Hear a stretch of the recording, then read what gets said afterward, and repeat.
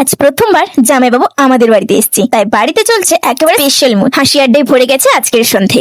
Hello বন্ধুরা, আমাদের তো আগের পার্টি দেখিয়েছি জামাইবাবু আর দিদিকে নিয়ে বাড়িতে এসেছি। প্রথমবার জামাইবাবু বাড়িতে আসায় চলছে অনেক আয়োজন। দেখো সন্ধেবেলা দিদি এসেই বসে গেছে আনাজকে। মা আজ লুচি করবে বলে ময়দা মেখে সুন্দর করে লুচির ডো তৈরি করছে, আর আমি বসে গেছি লুচি বেলতে। মা এক এক করে ভাজছে আর আমি একটার পর একটা বেলে দিচ্ছি। এই যে দেখো মা কি সুন্দর লুচি ভাজছে। এখন লুচি ভাজা কমপ্লিট। কে কে খেতে চাও চলে আসো, একদম গরম গরম। তারপর একটু কাজ ফাঁকা পেয়ে আমি রুমে চলে এলাম। দিদি, দুটো পুচকু, জামাইবাবু সবাই মিলে গল্পে মেতে উঠলাম। আর এদিকে মায়ের মাংস রান্নাও কমপ্লিট। দেখো কি সুন্দর লাল লাল ঝোল। বলো তবে কার কার খেতে মন চাইছে? একটু আগে যে পুচকু দুটোকে দেখিয়েছিলাম ওদের এখন খেতে দিয়ে দিয়েছি। একজন এমনি বসে আছে, তাকে আমায় খাইয়ে দিতে হচ্ছে, কারণ একা একা একদমই খাবে না সে। চলো ওদের তো খাওয়া কমপ্লিট, এখন চলো আমরা বসে পড়ি। প্রথমে জামাইবাবুকে লুচি আর মাংস দিয়ে দিলাম, তারপর দিদি, দাদা, বাবা সবাইকে খেতে দিয়ে দিলাম। সব শেষে আমিও বসে পড়লাম খেতে। চলো খাওয়া শুরু করি। গরম গরম ভাত আর মাংসের ঝোল, কি যে ভালো লাগছে। তোমরাও চলে এসো তাড়াতাড়ি। চলো তবে